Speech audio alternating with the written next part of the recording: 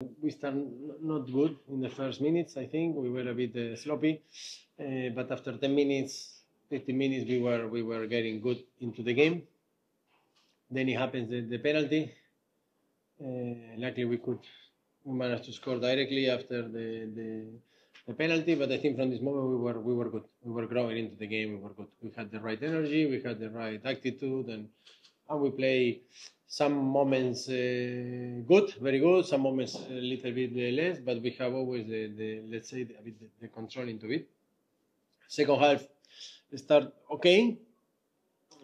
Continue the game a bit on this, with Lokomotiva pushing, obviously, and being aggressive and good, in a good way. And okay, after the 3-2 in the corner, obviously give you a feeling a bit of danger, but I think that after a few minutes we were good on the game. We had good transitions, and they also start to lose the energy, let's say, and so it's a good victory.